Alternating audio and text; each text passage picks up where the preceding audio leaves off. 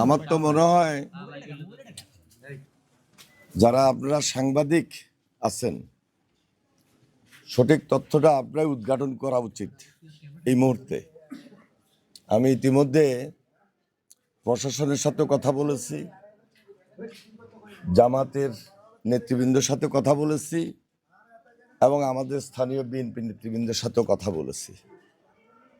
আমার যতটুকু মনে হয়েছে এই ঘটনা যেটা হয়েছে উভয় পক্ষের মধ্যে একটা অপরাধ প্রবণতা দেখা দিয়েছে, মারামারি।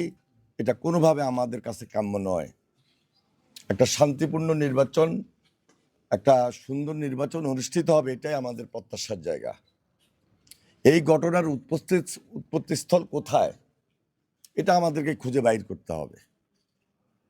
আমি যতটুকু শুনছি, যেটা একটু আগে বলার চেষ্টা করলাম, যে মহিলা মিটিং হবে খুবই স্বাভাবিক।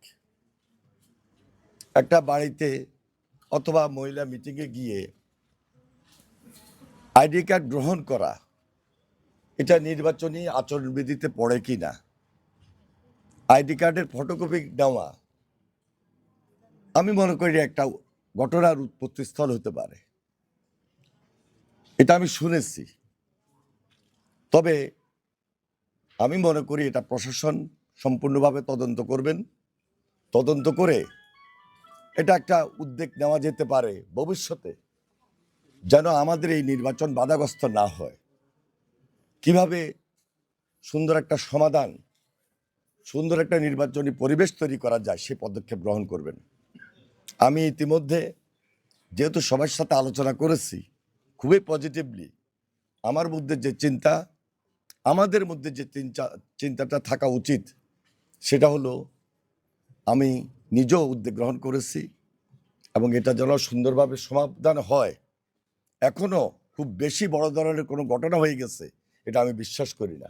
যতটুকু হয়েছে এটা এখানেই শেষ করতে হবে, এখানে নিষ্পত্তি করতে হবে। ধন্যবাদ সবাইকে। এই মারামারি রাজনীতি আমরা কখনো চাই না যাতে না হয়। আমরা এখানে আমরা নামাজ পড়ি মসজিদ থেকে বাড়িতে করি নাই। আল্লাহ সাক্ষী, আমরা মসজিদ থেকে বাড়িতে নামাজ পড়ি, বাড়িদের সামনে এরা এভাবে এই ইয়ে দিয়ে হকি স্টিক দিয়ে ওই স্টিক লম্বা এগুলো দিই মারে, যে দেখছি যে ফাটা হলে এগুলো হিন্দি ফাটা কিন্তু কয়েকটা ছেলে দিচ্ছি। আমরা তো মসজিদ থেকে বাইরেছি আসর নামাজের টাইম, এটা কি মহিলা মিটিং ছিল না? আমাদের মহিলা মিটিং ছিল, তো এদেরকে পার করে দিয়েছি, এরা চলে গেছে, আমরা এদেরকে চলে গেছে, আমরা ওরা পার হয়ে যাওয়ার পর ঘটনা ঘটছে। এরা পাওয়া যায় আমরা মসজিদে ঢুকছি, আসলে জামাত চলে, নামাজ পড়ে বাইরে দিয়ে এরা সামনে। দেখে আমি তো প্রশাসনের সঙ্গে কথা বলছি, রেজাল করিম সাহেবের সঙ্গে আমার কথা হয়েছে।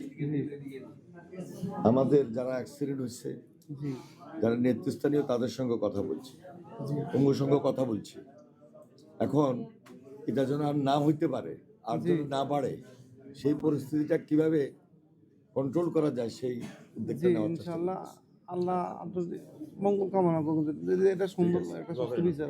বাড়িতে পড়ছে কোথায়? চরসাই। চরসাই স্কুলের সাথে। এটা কি সৈয়দপুরে হয়েছে?